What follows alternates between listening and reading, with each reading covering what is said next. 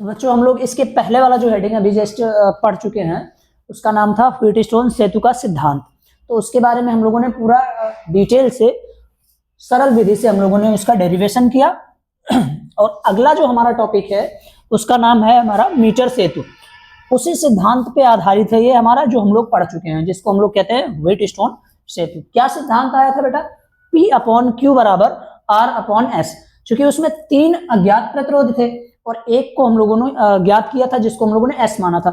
P, Q और R इसको ज्ञात प्रतिरोध सपोज किए थे, और जो S वाला प्रतिरोध था यही अज्ञात था, जिसका मान हम लोगों ने फाइंड आउट किया था। ठीक है, अब आगे बढ़ते हुए हम लोग मीटर सेतु में चलते हैं। तो मीटर सेतु जो है व्हीटस्टोन सेतु के सिद्धांत पर ही आधारित एक ऐसा उपकरण है जिसकी सहायता से किसी चालक तार का प्रतिरोध ज्ञात करते हैं। ठीक है, इसमें भी कोई एक अज्ञात प्रतिरोध होता है, एक तो जुड़ा होता है जिसको प्रतिरोध बॉक्स बोलते हैं, और दूसरा जो रेजिस्टेंस लगा होता है उसका हम लोग ज्ञात करते हैं प्रतिरोध। ठीक है, इसी की सहायता, तो इस प्रकार के संरचना को यानी इस प्रकार के उपकरण को हम लोग बोलेंगे मीटर सेतु।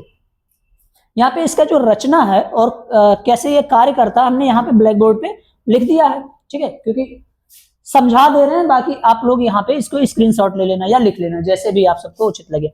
तो इसमें होता क्या है बेटा, सबसे पहले 2 पत्ती लेते हैं और वो भी L आकार की। ठीक है, जिसको हम लोग A और C सपोज किए हैं। ठीक, और इसी के बीच में हम लोगों ने एक अलग टाइप की पत्ती ली है, एकदम समतल, जिसको B माने हैं यहाँ पे। ठीक है, इसको इस प्रकार जोड़े हैं, देखना ध्यान से, A, B और C। कोशिश ये करना बेटा जो प्रतिरोध हो, यहाँ पे प्रतिरोध बॉक्स लगाना एक, जिसको हम लोग कैपिटल R सपोज कर देंगे। ठीक है, और दूसरा जो हम लोगों को ज्ञात करना है उसको S कर देंगे, जिससे जो हमारा हम लोग पहले पढ़ चुके हैं व्हीटस्टोन सेतु, उसी के आधार पे आधारित है ये सिद्धांत पर। तो यहाँ पे कंफ्यूजन ना हो जो अल्फाबेट हम लोगों ने सपोज किया है।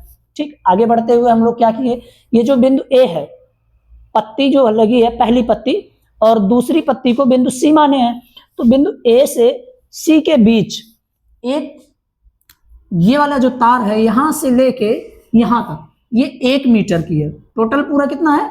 1 मीटर। और 1 मीटर में बेटा कितना सेंटीमीटर होता है? 100 सेंटीमीटर। तो पूरा अगर देखें इसको तो ये 100 सेंटीमीटर का एक वायर लगाया यहाँ पे, मतलब A से C तक अटैच कर दिया यहाँ पे।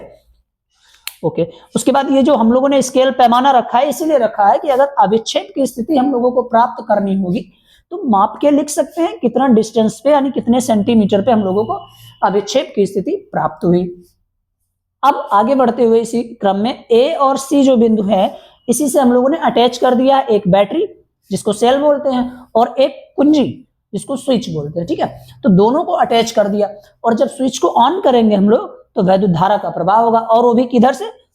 पॉजिटिव वाले सिरे से स्टार्ट होगा और नेगेटिव में जाके ये मिल जाएगा। तो यहाँ पे देखना, ये सिरा जो है प्लस का है, इधर से वैद्युत धारा आई, यहाँ पे सपोज कर लो, अगर करना है आप सबको तो वैद्युत धारा आई। ठीक है, यहाँ पे बिंदु A पे गया और इस R प्रतिरोध से होते हुए बिंदु B की प्लेट से गुजरता हुआ S, फिर उसके बाद बिंदु C, एंड देन फिर रिटर्न आके ये सेल में समा गया हमारा। ठीक है, आगे इसमें क्या जो समझना हम लोगों को, जब हम लोग परिपथ को ऑन करते हैं, जब परिपथ को हम लोग ऑन करेंगे तो ये जो तार हम लोगों ने लगाया है एक धातु का, जिसको हम लोग बोलते हैं मैग्नीन का या कांस्टेंटेंट का होता है, किसी एक धातु का, चाहे मैग्नीन का हो या कांस्टेंटेंट का, तो इन दोनों में से कोई एक तार लगा देते हैं, क्योंकि इनका जो प्रतिरोध होता है बहुत हाई प्रतिरोध होता है, क्योंकि जब धारा प्रवाहित करेंगे बेटा तो तार हीट हो जाएगा, लगातार वैद्युत धारा का प्रवाह होगा, इसीलिए ऐसे धातु का प्रयोग करते हैं जिसका प्रतिरोध, विशिष्ट प्रतिरोध जो हो बहुत उच्च लेवल का हो,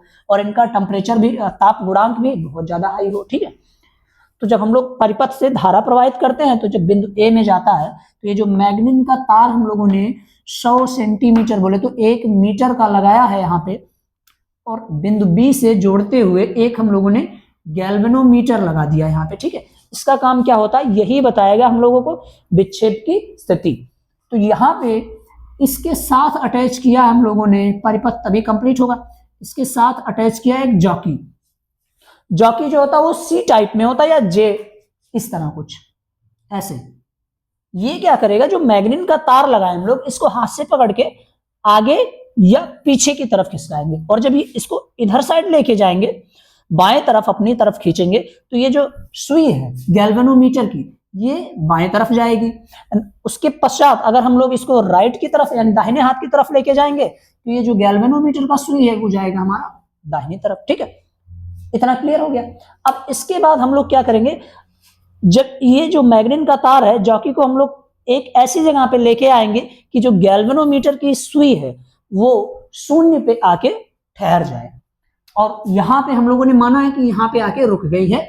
यहाँ पे अगर हम लोग इस जॉकी को रखे हैं तो ये जो गैल्वेनोमीटर है एकदम सीधा, मतलब सुई जो है ये जीरो वाले संकेत पे आके स्टॉप हो गई है। तो ये जो रीडिंग हम लोग नोट कर लेंगे और इसको हम लोगों ने मान लिया है एल। ठीक है, स्मॉल एल, क्योंकि चालक तार की जो लंबाई है पूरी, मतलब ये जो तार हमने जोड़ा है जिसपे हम लोग जॉकी को इधर आगे पीछे खिसका रहे हैं उसको हम लोगों ने 100 सेंटीमीटर माना है।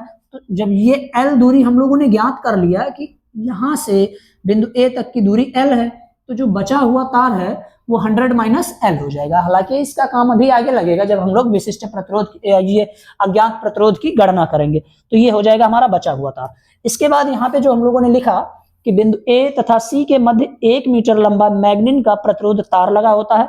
ए और सी जो अभी बोला है वही हम लोगों ने यहाँ पे लिखना है। तो तार के समांतर 1 मीटर स्केल भी लगी होती है। ये जो मीटर पैमाना हम लोगों ने लगाया है इसी पे हम लोग नोट कर सकते हैं कितनी लंबाई का चालक तार है जिस पर तार की लंबाई पढ़ी जाती है। ठीक है, बिंदु ए तथा सी के मध्य एक सेल और एक कुंजी जोड़ दी जाती है। कुंजी वही जो हम लोग स्विच बोलते हैं, और एक वैद्युत वाहक बल यानी सेल जोड़ देते हैं।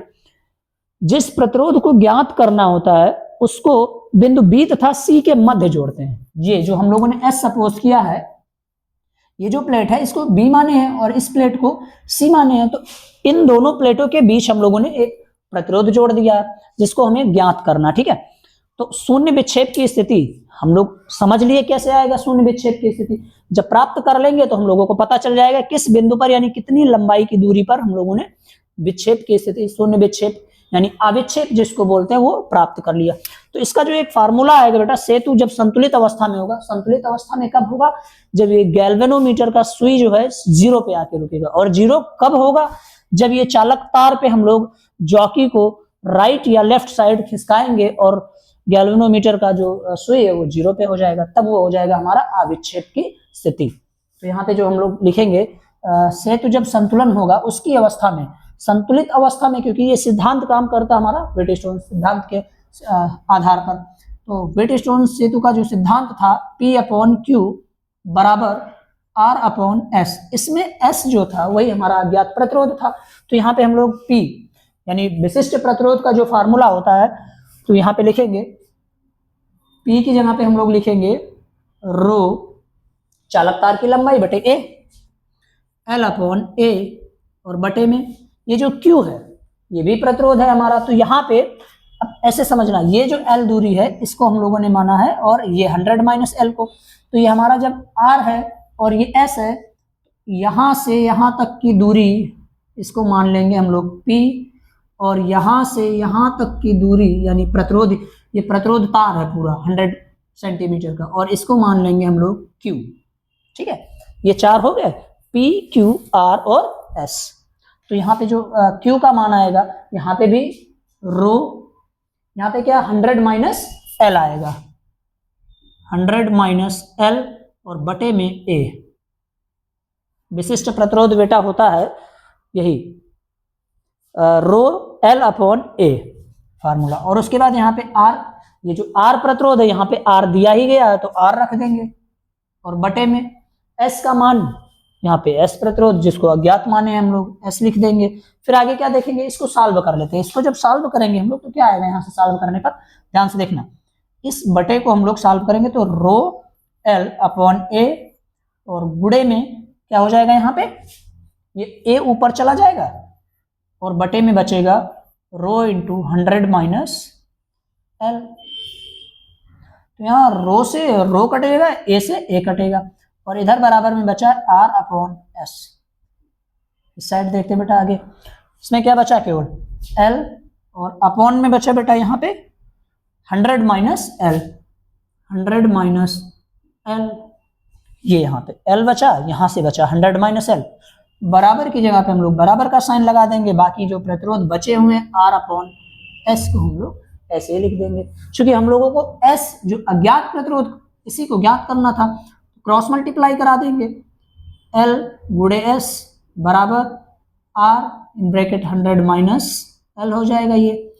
तो S का मान यहाँ से क्या आ जाएगा, R ब्रैकेट में 100 माइनस L और बटे में, क्योंकि इसको हम लोगों ने पक्षांतर कराया तो L यानी चालक तार की लंबाई, ये हमारा आ जाएगा बेटा अज्ञात प्रतिरोध S का मान। ठीक है, जो R का मान चूंकि हम लोग ज्ञात कर चुके थे, और अगर मीटर पैमाने पे देखें यहाँ पे तो ये 100 सेंटीमीटर था यानी 1 मीटर। ठीक है, तो R के मान को ही हम लोगों ने पढ़ के S का मान ज्ञात किया। ठीक है, L की सहायता से। L मतलब इस जो प्रतिरोध है, इस प्रतिरोध की लंबाई, A से D तक एक प्रतिरोध मान लेंगे और D से C तक Q और P।